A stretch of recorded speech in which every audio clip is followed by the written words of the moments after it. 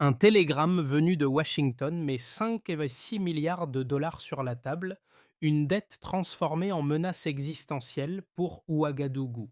À l'épicentre de ce bouleversement géopolitique, Ibrahim Traoré émerge comme le leader d'un affrontement au-delà de la simple négociation financière. Un pays enclavé, avec 70% de ses réserves d'or sous contrôle international, se retrouve sur le point de tout remettre en question. Le Sahel pourrait bientôt vivre sa rupture la plus audacieuse de l'histoire récente et tout repose sur un choix crucial.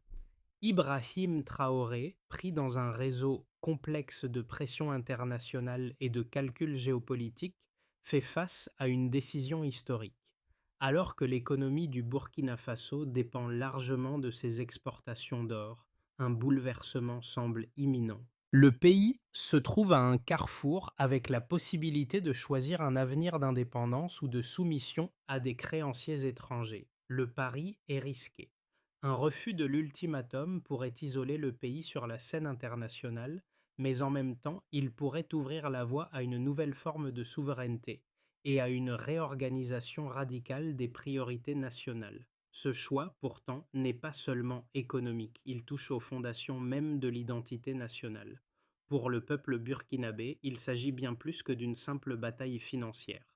C'est une lutte pour redéfinir leur place dans un monde où le contrôle des ressources et des choix politiques pourrait enfin leur appartenir.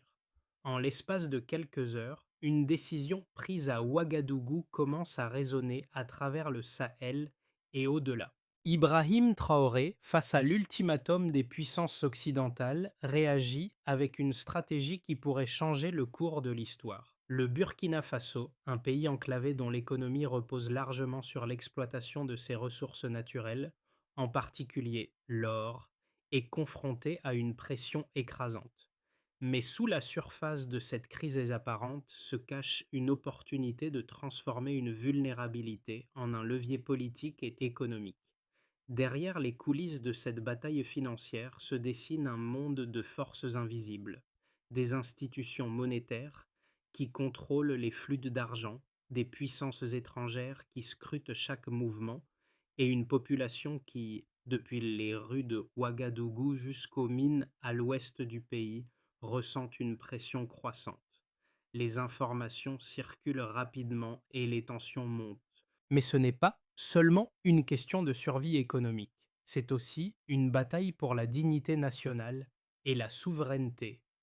La réponse de Traoré ne se limite pas à une simple réaction à un ultimatum. Il envoie un message clair. Le Burkina Faso est prêt à risquer l'isolement pour affirmer son autonomie.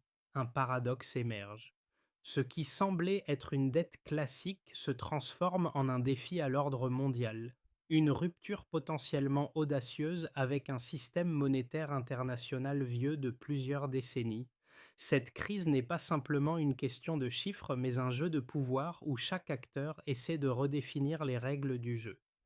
Ibrahim Traoré se positionne comme le personnage central dans ce drame géopolitique, son calme et sa méthodicité contrastant fortement avec l'intensité de la situation.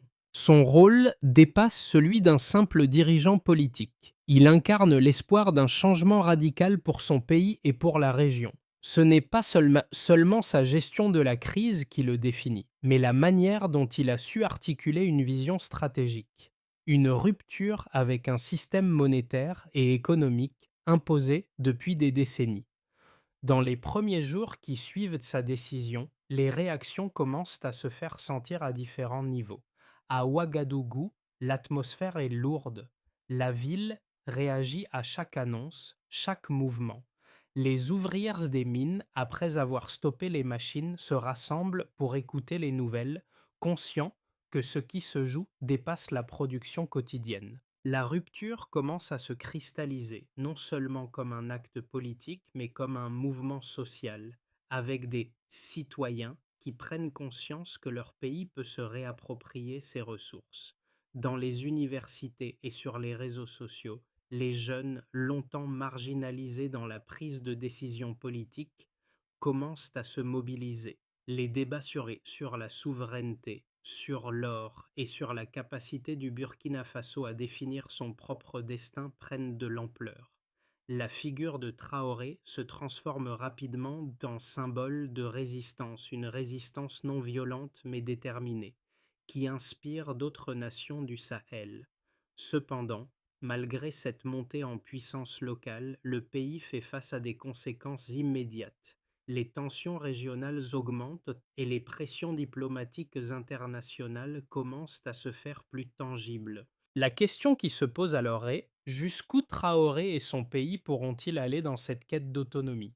Le Burkina Faso se trouve plongé dans une période de transition intense marquée par une série d'événements qui, en l'espace de quelques jours, redéfinissent l'ordre établi. Ibrahim Traoré, désormais au cœur de cette tempête géopolitique, prend une décision lourde de conséquences. Il choisit de défier les puissances économiques mondiales, refusant de se soumettre à un ultimatum qui pourrait faire basculer son pays dans une crise encore plus profonde. Dès l'annonce de cette décision, les premières réactions commencent à se faire sentir. Les marchés financiers, déjà tendus, connaissent des fluctuations soudaines. Le monde de l'or, un secteur clé de l'économie burkinabé, voit ses certitudes vaciller. Les concessions minières, jusque-là contrôlées par des entreprises étrangères, se trouvent confrontées à une nouvelle donne. Le pays décide de reprendre le contrôle total de ses ressources. Les exportations, auparavant supervisées par des intérêts étrangers, sont désormais gérées directement par l'État burkinabé. Dans les heures qui suivent, une série de mesures drastiques est mise en place. Le gouvernement burkinabé commence par isoler les flux financiers internationaux. Les routes menant aux mines sont sécurisées, l'armée reçoit l'ordre de protéger les sites d'exploitation aurifères et un réseau de surveillance est installé pour empêcher toute fuite d'informations. Le pays se prépare à une éventuelle confrontation avec des forces extérieures, cherchant à maintenir l'ordre économique mondial. Mais, au-delà de la tactique, une dimension psychologique forte se déploie. Le Burkina Faso n'est plus un simple acteur passif dans ce jeu mondial, il devient un acteur stratégique. À Ouagadougou, la population réagit avec une impatience palpable. La rue s'anime, des manifestations éclatent, non seulement pour soutenir le président Traoré, mais aussi pour revendiquer un futur plus autonome. Les jeunes, longtemps désillusionnés par le système politique et économique du pays, se rassemblent pour discuter des changements à venir. Les universités, elles aussi, deviennent des foyers de débats intenses où des idées nouvelles émergent. Ce qui a commencé comme une décision politique se transforme rapidement en un mouvement de solidarité nationale. Le peuple burkinabé se sent enfin maître de son destin. Cependant, cette montée en puissance populaire est accompagnée d'une forte pression internationale. Les États-Unis et la France, de grandes puissances économiques, commencent à exprimer leurs inquiétudes. Des diplomates sont envoyés pour tenter de négocier, mais leurs efforts se heurtent à une résistance farouche. Ibrahim Traoré, dans ses discours, maintient une ligne ferme. Le Burkina Faso ne cédera pas à la pression. Nous ne demandons pas de l'or, nous demandons notre dignité, clame-t-il. Cette phrase résonne comme un appel à la résistance non seulement pour son pays, mais aussi pour l'ensemble du continent africain. Les premières sanctions commencent à se faire sentir. Des restrictions commerciales sont imposées et des entreprises étrangères, autrefois partenaires privilégiés du Burkina Faso, commencent à se retirer. Pourtant, ce retrait n'est pas perçu comme une défaite. Au contraire, il est interprété comme une validation de la décision prise par le gouvernement. Le pays commence à se réorganiser autour de nouvelles structures économiques et politiques. Les ressources minières sont désormais gérées par des entreprises locales, tandis que de nouveaux partenariats sont explorés avec des nations non occidentales, notamment avec des puissances comme la Chine et la Russie. Dans cette dynamique de rupture, Ibrahim Traoré s'impose progressivement comme une figure de proue du changement. Loin de se laisser intimider, il persévère dans son engagement à libérer son pays du joug des créanciers étrangers. Mais la véritable épreuve commence.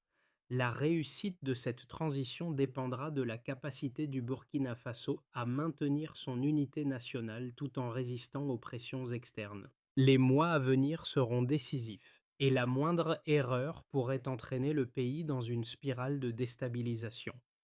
Les premières semaines, suivant la décision de nationaliser l'exploitation minière au Burkina Faso, ont montré des résultats concrets, bien que les défis demeurent nombreux.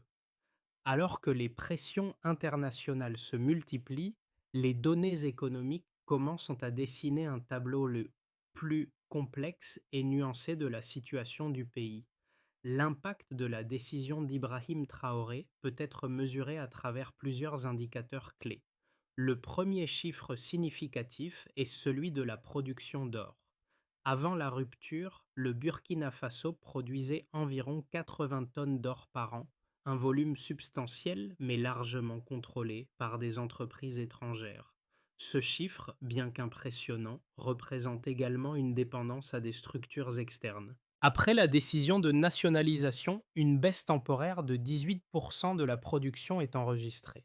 Cette contraction est perçue comme une conséquence logique d'une transition complexe, où les infrastructures doivent être réorganisées sous contrôle national.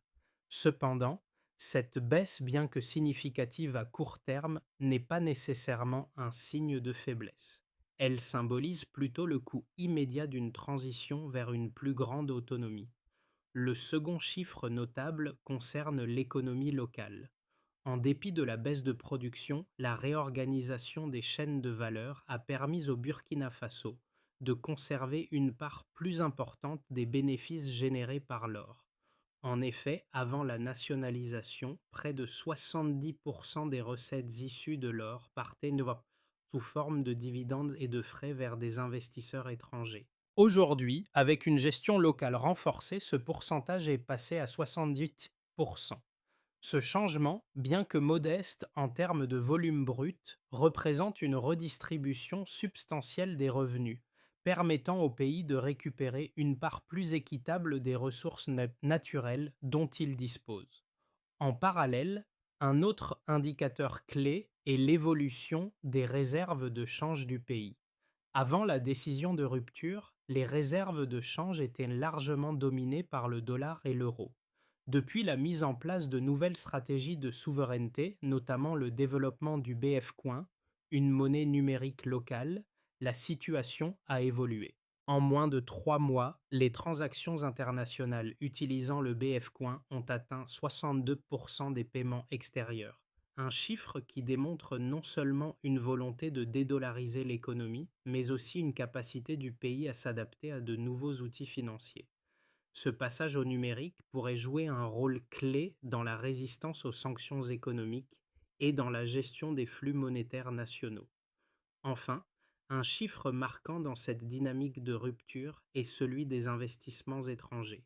Si au départ la fuite des entreprises internationales semblait constituer une catastrophe économique, les chiffres montrent qu'une partie de ces investissements a été compensée par des financements issus d'autres partenariats internationaux, en particulier avec des pays comme la Chine et la Russie. En 2024, les investissements directs étrangers (IDE) en provenance de ces pays ont augmenté de 45%, signe que le Burkina Faso est en train de diversifier ses sources de financement et de renforcer ses relations avec des partenaires stratégiques en dehors de l'orbite occidentale. Dans l'ensemble, ces chiffres montrent que, bien que le Burkina Faso fasse face à des défis immédiats après la décision de Traoré, les fondations économiques du pays commencent à se renforcer. La nationalisation des ressources naturelles et la mise en place de mécanismes monétaires alternatifs commencent à porter leurs fruits. Cependant, ces gains doivent encore être consolidés et la suite de l'histoire dépendra de la capacité du pays à gérer ses nouvelles relations économiques tout en résistant aux pressions extérieures. L'impact de la décision de nationalisation du secteur minier au Burkina Faso est loin de faire l'unanimité, et deux visions opposées se dessinent quant à l'avenir économique du pays. D'une part, les analystes financiers occidentaux estiment que cette rupture avec le système économique mondial risque de conduire à l'isolement et à une aggravation de la crise économique. D'autre part, des économistes africains soutiennent que cette démarche est nécessaire pour rompre avec des décennies de dépendance et pour ouvrir la voie à un avenir plus autonome. L'argument des analystes financiers occidentaux repose sur la logique comptable et la crainte d'un effondrement de l'économie burkinabé. Selon eux, la baisse de la production d'or de 18% est un signe clair que le pays est en train de perdre son principal moteur économique. En outre, la réduction de l'accès aux marchés financiers internationaux et la perte de confiance des investisseurs étrangers pourraient entraîner une récession prolongée. De plus, la rupture avec le FMI et les institutions financières occidentales pourrait provoquer une fuite des capitaux et nuire aux perspectives de croissance à long terme. Les sanctions économiques, bien que ciblées, ont déjà commencé à avoir des effets déstabilisateurs, notamment sur les chaînes d'approvisionnement et la stabilité monétaire. Cependant, les défenseurs de la politique menée par Ibrahim Traoré rejettent cette lecture pessimiste. Ils considèrent que les difficultés économiques à court terme font partie du prix à payer pour la souveraineté et la liberté économique. D'après eux, la dépendance au modèle financier global, dominé par des créanciers étrangers, n'a jamais permis au Burkina Faso de se développer de manière durable. La baisse de la production d'or, loin d'être une défaite, est un ajustement nécessaire dans un processus de transition vers un modèle économique plus indépendant. La nationalisation des ressources et la création du BF Coin ouvrent de nouvelles voies pour diversifier les flux financiers et réduire la dépendance à l'égard des monnaies étrangères. De plus, l'augmentation de la part des revenus miniers conservés au Burkina Faso est un signe positif d'un rééquilibrage économique en faveur du pays.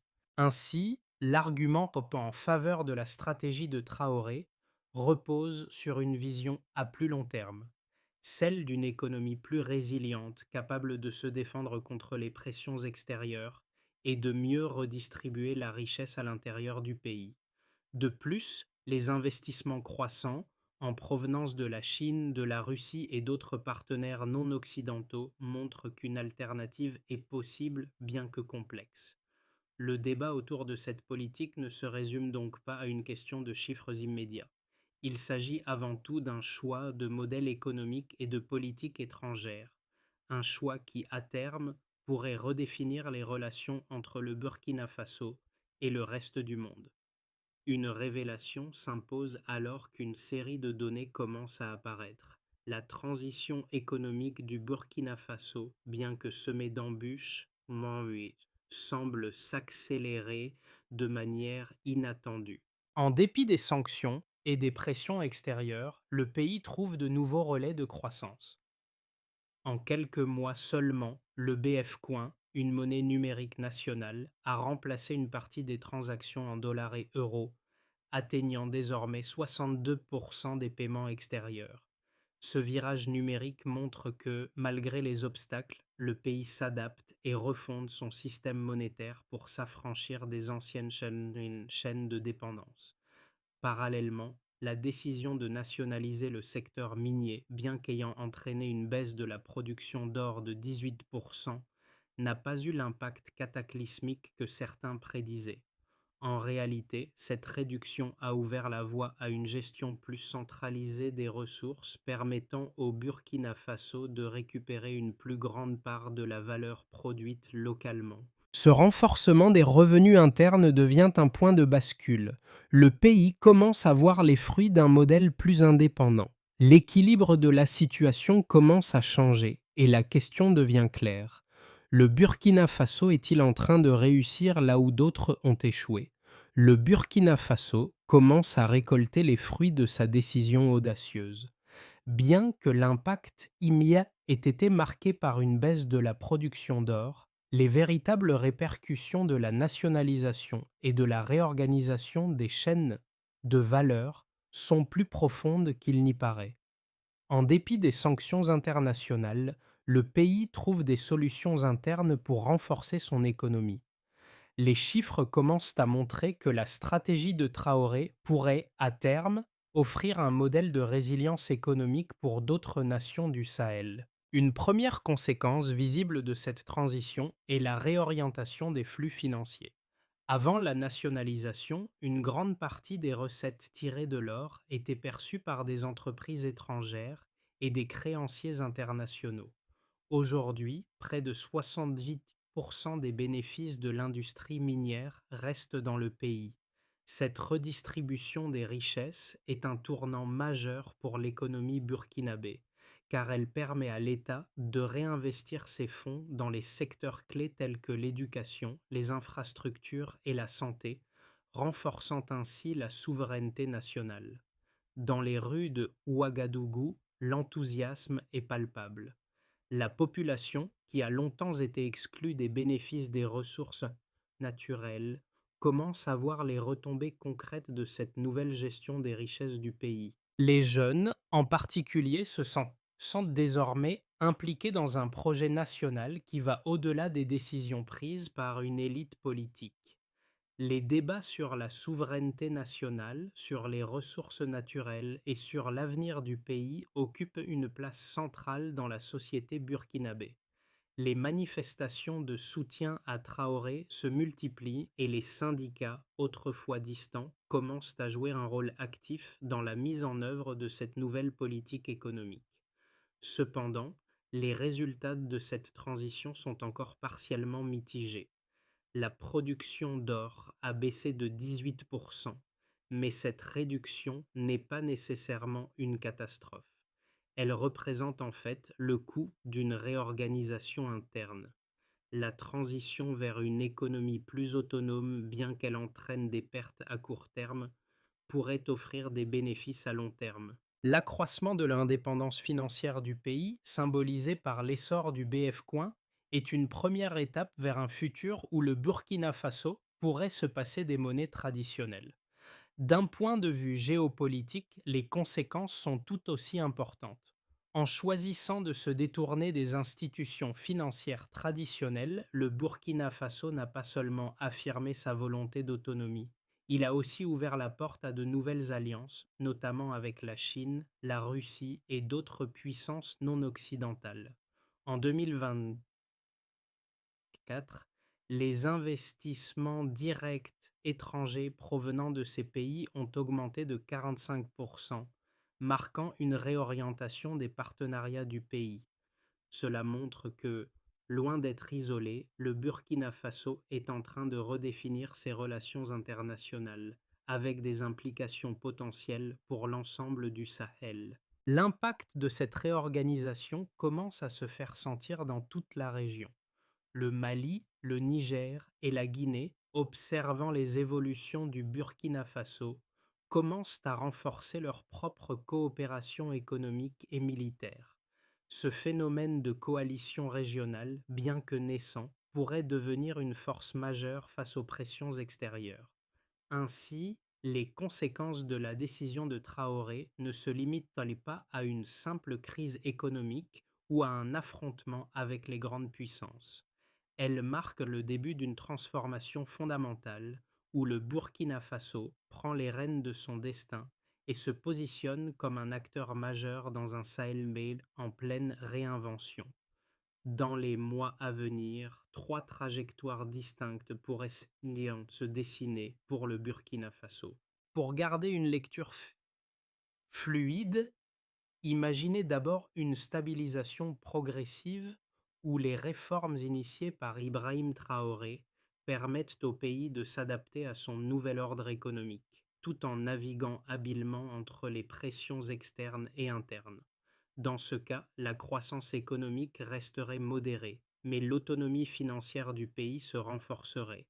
Le BF Coin, qui joue déjà un rôle clé dans la réorganisation des flux monétaires, pourrait devenir un outil essentiel dans la gestion des échanges extérieurs. En ce sens, une alliance stratégique avec des pays comme la Chine et la Russie permettrait au Burkina Faso de diversifier ses partenaires économiques et de réduire sa dépendance à l'égard des institutions financières occidentales. Puis, on peut envisager un horizon plus optimiste où le Burkina Faso surmonte les obstacles à court terme, notamment la baisse de production d'or, pour entrer dans une phase de croissance soutenue. Les réformes du secteur minier et la mise en place de nouvelles infrastructures économiques, soutenues par les investissements étrangers, propulseraient l'économie vers un nouvel essor. Dans ce cas, le Burkina Faso pourrait devenir un modèle de transition réussi pour d'autres pays africains en quête d'autonomie économique. Les sanctions externes pourraient rester présentes, mais elles seraient largement atténuées par l'essor du marché intérieur et les nouvelles alliances géopolitiques, notamment avec les puissances émergentes. Enfin, il existe aussi un risque plus sombre, celui d'un déclin économique durable. La baisse de production minière de 18% pourrait se prolonger et la fuite des entreprises internationales pourrait s'intensifier. L'inflation, l'instabilité monétaire et les tensions sociales pourraient atteindre un point critique, mettant à l'épreuve la capacité du gouvernement à maintenir l'unité nationale. Si les sanctions économiques se durcissent, cela pourrait entraîner une réduction des investissements et un ralentissement de la croissance, laissant le pays plus isolé que jamais. Dans cette perspective, le Burkina Faso pourrait voir son autonomie mise à mal par des défis internes insurmontables et une pression extérieure croissante. Chacune de ces trajectoires présente des risques et des opportunités. Le véritable défi pour le Burkina Faso résidera dans sa capacité à naviguer entre ces possibilités et à utiliser les réformes économiques comme levier pour renforcer sa position sur la scène internationale. À court terme, la situation reste incertaine, mais à long terme, la politique de souveraineté initiée par Traoré pourrait se traduire par une réorganisation profonde des relations économiques et géopolitiques du pays. Pour le public international, l'histoire du Burkina Faso représente bien plus qu'une simple réorganisation économique. C'est un exemple frappant de la manière dont une nation historiquement marginalisée peut remettre en question l'ordre économique mondial.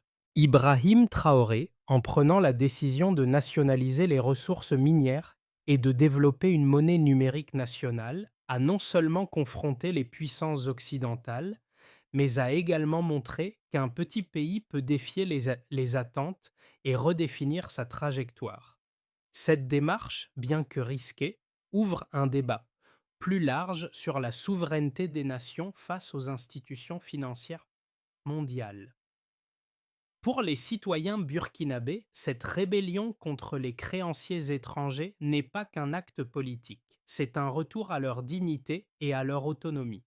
L'enthousiasme dans les rues de Ouagadougou, les débats dans les universités et les manifestations de soutien à Traoré témoignent de l'implication collective dans cette transformation.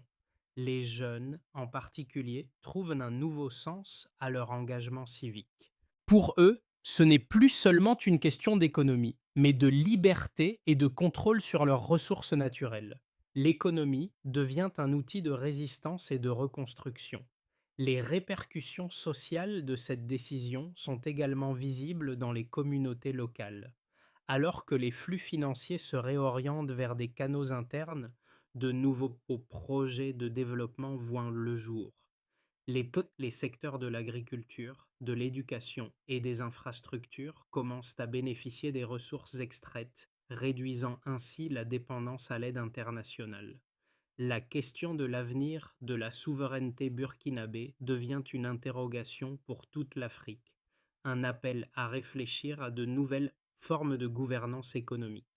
L'histoire du Burkina Faso est une histoire de résistance, de défiance et de transformation.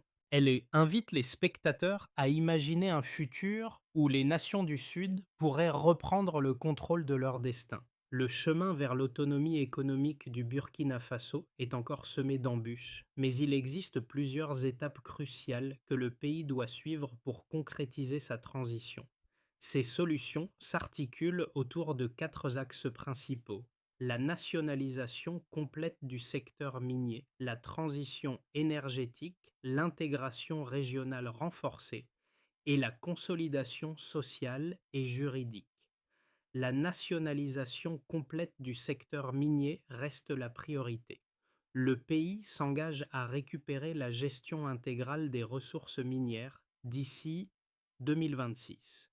Chaque pourcentage supplémentaire de l'or extrait qui reste dans le pays représente une victoire pour l'autonomie nationale. Ces bénéfices seront réinvestis dans des secteurs cruciaux tels que l'éducation et les infrastructures, assurant ainsi un développement durable à long terme. Le secteur privé local, bien que limité dans ses capacités actuellement, devra également être renforcé pour assurer une gestion optimale des ressources. La transition énergétique fondée sur le solaire et la géothermie est essentielle pour réduire la dépendance aux importations d'énergie. Ce programme permettra de renforcer l'indépendance énergétique du pays et d'atténuer les effets des sanctions ciblées sur le carburant et l'électricité. Une énergie stable et locale est un pilier stratégique pour maintenir la souveraineté nationale et soutenir l'industrie locale. L'intégration régionale constitue un troisième axe majeur. Le Burkina Faso travaille à renforcer sa coopération avec ses voisins, notamment le Mali, le Niger et la Guinée, pour créer un marché commun des matières premières et un système de défense et de coordination économique solide. Cette union renforcée pourrait constituer un bouclier contre les pressions externes et offrir une alternative régionale aux sanctions. La consolidation sociale et juridique est indispensable. Le pays doit investir dans l'éducation, la formation technique et la réforme judiciaire pour y offrir un avenir prometteur à ces jeunes et garantir une justice sociale équitable. Ces réformes permettront de canaliser l'énergie collective née de la crise et d'éviter que les divisions internes ne fragilisent la cohésion nationale. Ces quatre étapes stratégiques forment le cœur du projet de souveraineté du Burkina Faso et leur succès dépendra de la capacité du pays à maintenir une unité nationale solide tout en faisant face aux défis externes et internes. À travers l'histoire de la rupture économique et politique du Burkina Faso, un message simple mais puissant émerge. La dignité change tout. Ibrahim Traoré, loin de chercher à se positionner comme un héros, a incarné la détermination d'un peuple à ne plus être soumis. La figure de Traoré s'est rapidement imposée comme un symbole de résistance non seulement contre les créanciers étrangers, mais contre un système économique mondial qui, depuis des décennies, exploitait les ressources des nations africaines sans véritablement profiter à leur population. Ce récit ne se termine pas sur une simple victoire politique ou économique. Il ouvre une réflexion plus profonde sur la manière dont les petites nations, souvent marginalisées, peuvent prendre leur destin en main et réécrire leur avenir. Le Burkina Faso, en affirmant son autonomie, a non seulement mis en lumière les fractures de l'ordre mondial, mais a aussi offert un exemple concret de ce que pourrait être un futur plus juste et plus indépendant pour les pays du Sahel et au-delà. Le chemin reste semé d'embûches, mais à travers la lutte pour sa souveraineté, le Burkina Faso démontre que parfois, c'est dans la rupture avec l'ancien système que l'on trouve les clés d'un avenir meilleur. Le peuple burkinabé a montré qu'il ne s'agissait pas simplement de résister, mais de se réapproprier son destin. À travers les choix audacieux d'Ibrahim Traoré, le Burkina Faso nous invite à repenser nos idées sur la souveraineté, l'autonomie économique et les relations internationales. Ce n'est pas seulement un défi lancé à un modèle économique mondial, mais un appel à l'action pour toutes les nations en quête de justice et de dignité. L'histoire de ce pays, souvent invisibilisé, devient un miroir pour d'autres peuples qui, comme lui, rêvent d'un avenir où les ressources sont gérées au service de leur population et non des intérêts étrangers. Le Burkina Faso, en affirmant sa volonté de rompre avec le système imposé, nous invite à réfléchir. Qu'est-ce que la véritable indépendance pour les nations du Sud? Comment les ressources naturelles peuvent-elles être gérées de manière plus équitable? Les défis sont immenses, mais les solutions sont à portée de main pour ceux qui, comme le peuple burkinabé, sont prêts à se battre pour leur avenir. Quelles leçons pouvons-nous tirer de cette lutte pour la souveraineté? Et comment, chacun à son niveau, peut-il contribuer à une réorganisation plus juste des relations mondiales?